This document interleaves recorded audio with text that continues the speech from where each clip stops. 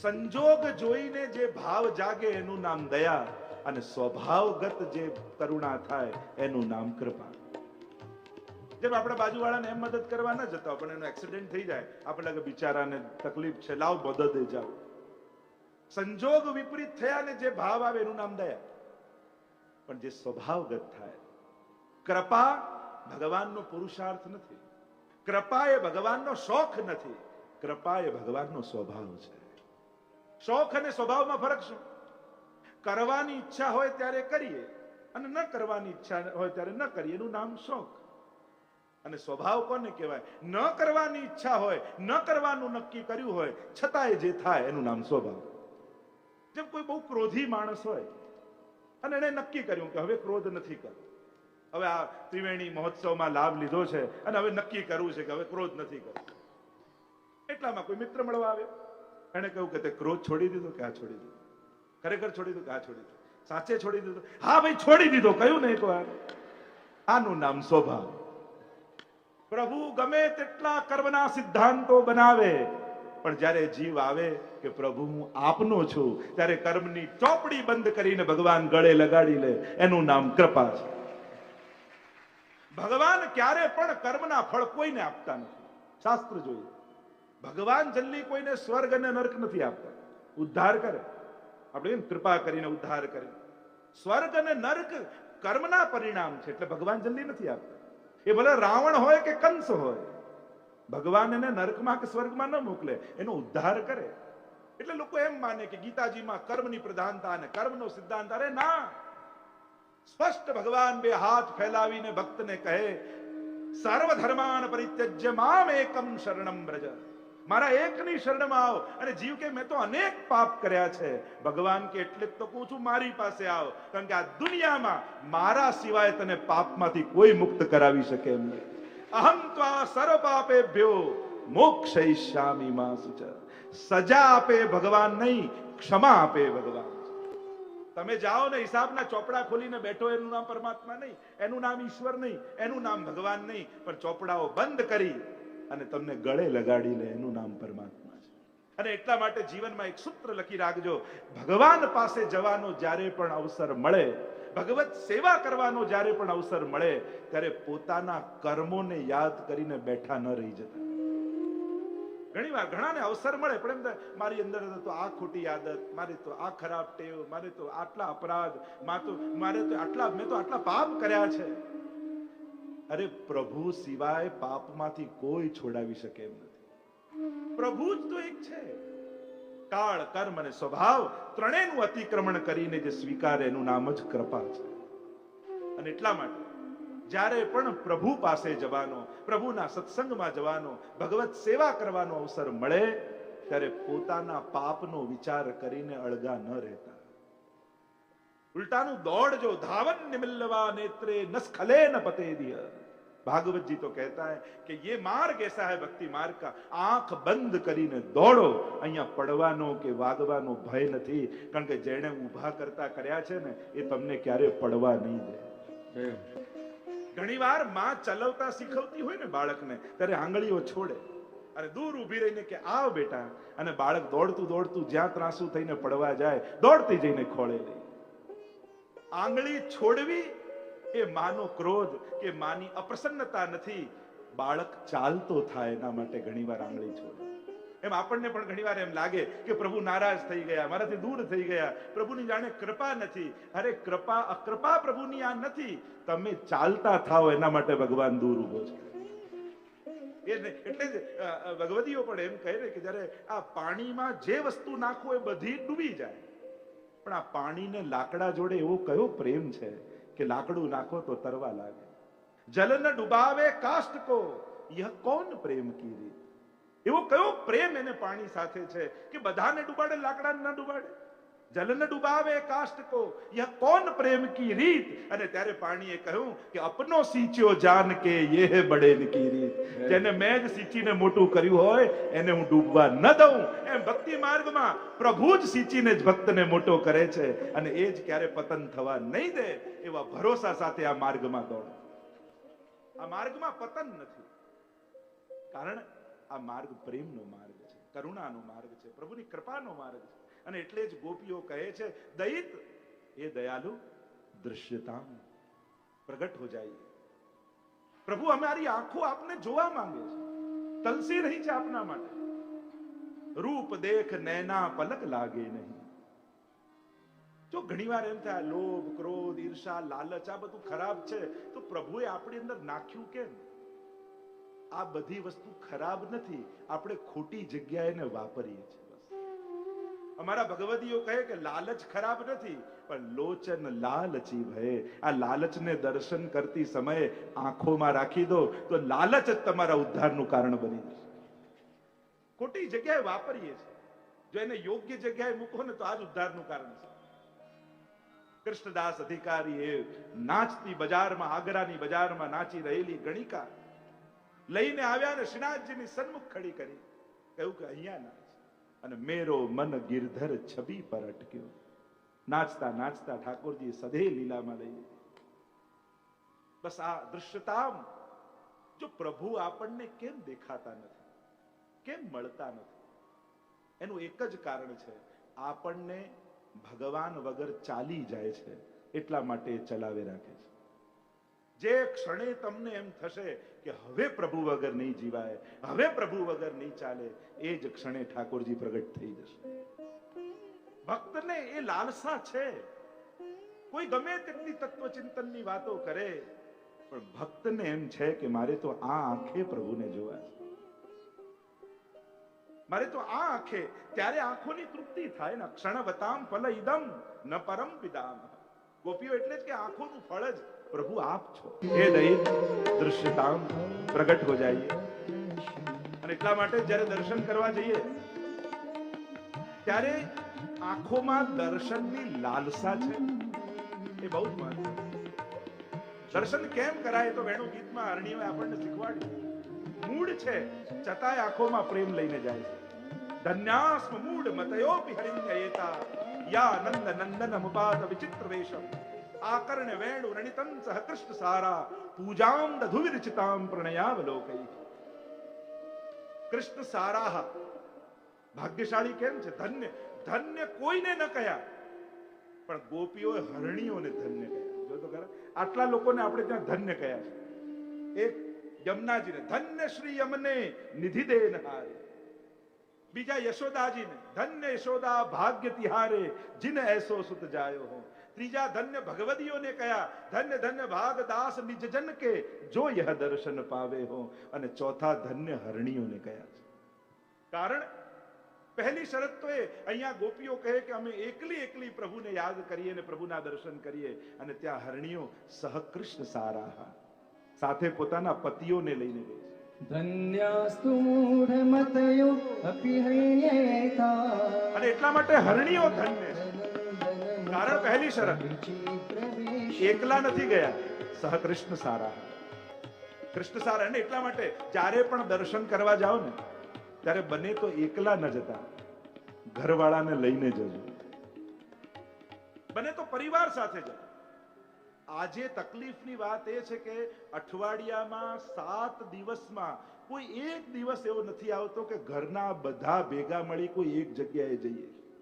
અને છોકરાઓને જ્યાં ગમતું હોય ત્યાં મા બાપને ન ગમતું હોય, મા બાપને જ્યાં ગમતું હોય ત્યાં દાદા દાદીને ન ગમતું હોય, બધાને ક્યાંક એક જગ્યાએ જવાની જગ્યાઓ ખતમ થઈ ગઈ છે. બાળકોને પણ કહો કે 7 દિવસ તું કહીશ એ કરીશ, પણ રવિવારે તારે મારી વાત માનવી પડશે. હવેલીઓમાં જ્યાં પાઠશાળા ચાલતી હોય ત્યાં બાળકોને મોકલો. એક નિયમ બનાવો. દર્શનની લાલસા ગોપીઓને. સીધા વિષય પર આવું. દયિત દૃશ્યતામ દીક્ષુ તાવકા. કેમ લાલસા છે? કારણ કે તમારા છે એટલા માટે. જો ગોપી ગીતની શરૂઆત તાવકાથી થઈ અને ગીતાજીની શરૂઆત મામકાથી થઈ. બંનેની જો તુલના કરીએ તો ગીતાજીનો પ્રારંભ તમે જુઓ, ધર્મ ક્ષેત્રે કુરુક્ષેત્રે સમવેતા યુયુત્સવ મામકાહ પાંડવાશ્ચૈવ કિમ અકુર્વત સંજય.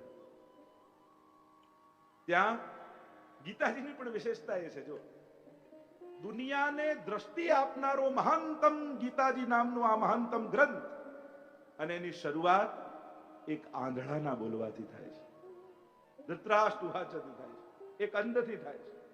મોહનો નાશ કરનારો આ ગ્રંથ મહાભારતમાં સૌથી મોહ એનામાં અધિક છે એવા ધૃતરાષ્ટ્રના વચનોથી શરૂઆત થાય છે.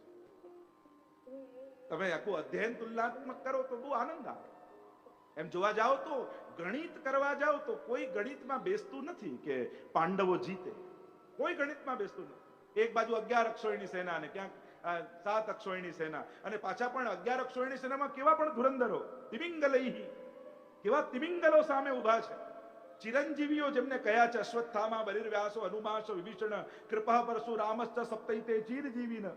આ ચિરંજીવીઓમાંના કૃપાચાર્ય અશ્વત્થામા, જેને કોઈ મારી ન શકે, ભીષ્મજી જેવા ધુરંધર જેને ઈચ્છા મૃત્યુનું વરદાન, પોતે ન ઈચ્છે ત્યાં સુધી મૃત્યુ ના આવે, દ્રોણાચાર્ય સામે કોઈ ઉભો ન રહી શકે, એવા ધુરંધરો સામે ઉભા છે. પણ આ દરેકને ખબર છે કે વિજય સંખ્યા હોય ત્યાં નહીં, ટોળું હોય ત્યાં નહીં, પણ જ્યાં ભગવાન હોય ત્યાં વિજય હોય છે. યત્ર યોગેશ્વરઃ કૃષ્ણ યત્ર પાર્થો ધનુર્ધરઃ તત્ર શ્રી વિજયો ભૂતિર ધ્રુવા નીતિર્મતિર્મમ. ગીતાજી બહુ અદ્ભુત છે, અદ્ભુત ગ્રંથ છે. તો આવા મામકાહાથી જ્યાં શરૂઆત થઈ, અને તમે જેવું બોલો ને ઠાકોરજી એવું કરે. આપણે કહીએ મારું મારું મારું તો ભગવાન કે તને મારું, અને આપણે કહીએ તારું તારું તારું તો પ્રભુ કે તને ભવસાગર તારું. તમે જેમ બોલો એમ થાય. મામે વય પ્રપદ્યંતે માયામેતામ તરંતિ તે. જે મારા છે એ તરે છે. તો ભગવાનના મારા બનજો, ધૃતરાષ્ટ્રના નહીં. મામકાહા, ધૃતરાષ્ટ્રની મનોવૃત્તિ જ એના શબ્દોમાં પ્રગટ થઈ છે, અને અહીંયા ગોપીઓની મનોવૃત્તિ એમના શબ્દોમાં પ્રગટ થઈ. અને એટલે જ જેની શરૂઆત મારાથી થાય એના અંતમાં શું થયું? ગીતાજીના અંતમાં શું થયું? યુદ્ધ થયું. અને જેની શરૂઆત તાવકાથી થાય એના અંતમાં શું થયું? તો કે રાસ થયો. હવે તમારે વિચાર કરવાનો, કઈ વિચારધારા જીવનમાં સ્વીકારવી છે. મારાની વિચારધારા રાખશો તો જીવનમાં યુદ્ધ બન્યું રહેશે, અને તારાની વિચારધારા રહેશો તો જીવન રાસ બની જશે. અને એટલા માટે ગોપીજનો કહે તમારા છીએ તાવકા, ત્યાં મારાની વિચારધારા છે. અને એટલા માટે જ જ્યાં મોહ પ્રગટ થયો છે ત્યાં નાશ થયો છે, અને જ્યાં તારાની વિચારધારા છે ત્યાં રાસ થયો છે. એક મોહમાં ફસાયેલો છે, એક મોહનમાં ફસાયેલી છે. એક યુયુત્સુઓની વચ્ચે છે, યુદ્ધની ઈચ્છા વાળાઓ, અને અહીંયા મુમુક્ષુઓની વચ્ચે ભગવાન છે. આખી જો તુલનાત્મક અભ્યાસ કરીએ તો ભાગવતજીમાં રહેલા પ્રભુ, રાસમાં રહેલા પ્રભુ, અને યુદ્ધમાં રહેલા પ્રભુ એક રણભૂમિ છે, એક રાસભૂમિ છે. ક્યાંક યુધિતુર ગરજો, ક્યાંક તુરંગોની મધ્યમાં, અશ્વની મધ્યમાં ઠાકોરજી છે, અને ક્યાંક ગાયોની મધ્યમાં ઠાકોરજી છે. ક્યાંક હાથમાં શંખ પ્રભુએ લીધેલો છે, અને ક્યાંક પ્રભુએ વેણુ હાથમાં લીધેલું છે. બધાનું તુલનાત્મક સુંદર અધ્યયન થઈ શકે. ગોપીઓ કહેવા લાગી દીક્ષુ તાવકા, અમે તમારા છીએ એટલે તમને કહીએ છીએ. ત્વયી ધૃતાસ્વત્વામ વિચિન્વતે. તમારા પણ છીએ એમ નથી કહ્યું, તમારા જ છીએ એમ કહ્યું છે. નહીં તો ઘણા લોકો કે હું દુકાનનો, ઘરનો, પરિવારનો, ઠાકોરજી હું તમારો પણ. જો બાળકની આદત હોય, નાનું બાળક હોય ને, એને શેર કરવું ન ગમે. તમે નાના બાળકને કોઈ વસ્તુ લાવીને આપો ને, અને એમ કહો કે બધા વાટીને ખાજો, તો વાટીને ખાતા બાળકને ના આવે, એને તો આખું જ જોઈએ. એમ આપણા સેવ્ય ઠાકોરજી પણ બાલક છે. એને પણ તમને શેર કરવા ગમતા નથી કે તું પરિવારનો થા, સંસારનો થા, દુકાનનો થા, અને સવારે 2 કલાક મારો થા એવું મારે નથી જોઈતું. તું તો 24 કલાક મારો થા એવું મારે જોઈએ. પ્રભુને અર્ધભુક્ત વસ્તુ ગમતી જ નથી, અને ધરાય નહીં. એમ આપણે વસ્તુઓ માટે તો વિચાર કરીએ છીએ, પણ આપણું મન કેટલું અર્ધભુક્ત હોય છે એ તો ભૂલી જ જઈએ છીએ. આપણું મન કેટલી જગ્યાએ લોકોએ કોરી ખાધેલું હોય છે એ તો આપણે ભૂલી જ જઈએ છીએ. અને એટલા માટે ગોપીજનો કહે અમે પ્રભુ આપને કારણે પ્રાણોને ધારણ કર્યા છે. એકવાર પ્રગટ થઈને કહી દો કે આપને અમારી જરૂર નથી, એ જ સમયે અમે પ્રાણોના ત્યાગ કરી દઈશું. પણ હજી અમે જીવી રહ્યા છીએ એટલે અમારી અંદર ભરોસો છે કે આપને ક્યાંક અમારી જરૂરત છે. અમે જીવીએ છીએ આપના સુખ માટે, આપના માટે. આપ અમારા માટે જ તો પધાર્યા છે. આપનું ભૂતલ પર આવવું અમારા માટે છે. એ તો પરિત્રાણાય સાધ વિનાશાય ચ દુષ્કૃતામ, એ તો અવતાર કાર્ય હશે. બ્રજમાં તો કેવલ વ્રજભક્તો માટે આપ પધાર્યા છે. બીજું કોઈ કારણ બ્રજમાં આવવાનું આપનું નથી. કેવલ અમારા નિરોધ માટે, અમારી ભીતર આપ સંપૂર્ણ આનંદનું દાન કરવા માટે પધાર્યા છો અને એટલા માટે પ્રભુ પ્રગટ થઈ જાઓ. આપને કારણે અમે જીવી રહ્યા છીએ. ગોપિયા કહેને લગી, હે સુરતનાથ, સીધો સાધુ ભાષાંતર કરું. હે સુરતનાથ, શરદ ઉદાસયે સાધુ જાત સત. શરદ કાલમાં જ્યારે સરોવરો સ્વચ્છ થઈ ગયા હોય અને એમાં તાજા લાલીમા વાળા નૂતન કમળો ખીલ્યા હોય અને એની લાલીમાં કંઈક અલૌકિક હોય છે, જે તાજા ખીલેલા કમળો એની લાલાશ કંઈક જુદી હોય અને એની લાલીમાને જેણે હરી લીધી છે એવા આપના નેત્રો, અને એ નેત્રોથી જ્યારે બાકી ચિતવન કરી આપ અમારી ઓર નિહારો, નેહ કિમ બધા, ત્યારે આપના નેત્ર નહીં પણ અમને બાણ જેવા લાગે છે. અને આપ બાકી ચિતવન કરી જ્યારે અમારી ઓર દ્રષ્ટિ કરો ત્યારે અમને એમ લાગે જાણે આપ દ્રષ્ટિના બાણ છોડી અમારા હૃદયને વીંધી રહ્યા છે. હે સુરતનાથ, આપની અસુલ્ક દાસિકાઓ આપને પુકારી રહી છે, પ્રભુ પ્રગટ થઈ જાઓ. સંબોધન કર્યું સુરતનાથ. મહાપ્રભુજી સુબોધનીમાં આજ્ઞા કરે છે કે જે વસ્તુની આકાંક્ષા હોય એ પ્રમાણે પ્રભુનું સંબોધન કરે. આપણે ત્યાં પણ જ્યારે પણ જે મનોરથ હોય એવી જય ઘોષ કરીએ ને. જેમ દાનના મનોરથમાં તમે બધા હો તો શું કરો? બોલો દાન બિહારી લાલ કી જય. રાસનો મનોરથ હતો, બોલો રાસ બિહારી લાલ કી જય. જેવો મનોરથ હોય અને મનમાં જે રસાવેશ હોય, રસાભાવ હોય એ પ્રમાણે સંબોધન જય ઘોષ થાય. જો ગોપીઓને ધન જોઈતું હોત તો લક્ષ્મીપતિ કહીને બોલાવત, જો ધર્મ જોઈતો હોત તો ધર્મપાલક કહીને બોલાવત, જો મોક્ષ જોઈતો હોત તો મુકુંદ કહીને બોલાવત. પણ ગોપીઓને તો પ્રેમની આકાંક્ષા છે, પ્રેમની ઈચ્છા છે. એટલે કહ્યું હે સુરતનાથ, હે સુરતને આપનારા, હે પ્રેમને આપનારા પ્રભુ. શરદ ઉદાસય, આ શરદ કાલમાં જ્યારે સરોવરો સ્વચ્છ બની ગયા હોય. મહાપ્રભુજી કે આ તો ભક્તોનું અંતઃકરણ છે ને, સ્વચ્છ અંતઃકરણ, એમાં જ તો પ્રભુ પધારે. વિષયાક્રાંત દેહાનામ નાવેશ સર્વથા હરે. જેમ બળતા ઘરમાં કોઈ રહી ન શકે, એમ જ જેનું અંતઃકરણ વિષયોથી બળતું હોય ને તો એમાં ભગવાન પણ રહી શકતા નથી. એટલે જેનું અંતઃકરણ શુદ્ધ છે એ ભક્તોનું અંતઃકરણ, અને એમાં ખીલેલા તાજા કમળો, એની લાલીમાં જેણે હરી છે એવા આપના નેત્ર. જો પ્રભુના નેત્ર પણ સુંદર છે અને પ્રભુની દ્રષ્ટિ પણ સુંદર છે. એ તો દુનિયામાં આ બંને સુંદર કદાચ ન સંભવે. આપણે કહીએ ને આની આંખ ભલે સારી હોય પણ આની નજર સારી નથી. આપણે ઘણી વાર કે આની નજર બરાબર નથી. આંખ ગમે તેટલી સારી હોય, ડોક્ટર પાસે ચેક કરાય, પણ નજર ચેક કરાવવા તો ગુરુ પાસે જવું પડે. કારણ કે અજ્ઞાન તિમિરાન દશ્ય જ્ઞાનાંજન શલાકયા ચક્ષુરુન્મિલિતમ યેન તસ્મૈ શ્રી ગુરવે નમઃ. એટલે જ પુષ્ટિ માર્ગમાં તો કટાક્ષ નેત્રો હોય, સામે ન જુએ ઠાકોર, આમ નાવ જેવા લાગે. મોહન નૈના આપકે નૌકા કે આકાર, मोहन नैना आपके नौका के आकार और जो इनमें बस गए हो गए भव से पार. આ નાવમાં જે વસી ગયા એ તો ભવપાર થઈ. ચાર રંગ પ્રભુની દ્રષ્ટિમાં દેખાય, નેત્રોમાં દેખાય. શ્યામ કીકી હોય, થોડું પીત હોય, શ્વેત અને ખૂણા લાલાશ હોય. આ ચાર રંગ પ્રભુના. અને ચાર રંગ જો ચોવા, ચંદન, અબીર અને ગુલાલ, ચાર યુથના ભાવ જે કહીએ આપણે ગુંજામાળામાં આપણે ચાર રંગનો ભાવ કરીએ છીએ. આચાર્યો અને વિદ્વાનો એવી આજ્ઞા કરે કે ચાર રસ પ્રભુની દ્રષ્ટિમાં બિરાજે છે. કોટી ચાંચલ્યામૃત, મંદ હાસ્યામૃત, લાવણ્યામૃત અને આરુણ્યામૃત. આ ચાર અમૃત પ્રભુની દ્રષ્ટિમાં છે. અને એક વસ્તુ યાદ રાખજો, પ્રભુ દર્શન બધાને આપે પણ નજર બધાને ના આપે, દ્રષ્ટિ બધાને ના આપે. પૂતના આવીને તો પ્રભુએ નેત્રો બંધ કરી લીધા. પૂતનાને પ્રભુના દર્શન થયા પણ પ્રભુએ એના તરફ દ્રષ્ટિ ન કરી. નાથ દ્વારા તો હજારો લોકો જતા હોય, બધા શ્રીનાથજીને જોતા હોય, પણ શ્રીનાથજી બધાને જુએ જરૂરી નથી. તો કોના ઉપર શ્રીજીની દ્રષ્ટિ પડે? જેના મુખમાં વલ્લભનું નામ હોય ને એના ઉપર શ્રીજીની દ્રષ્ટિ પડે.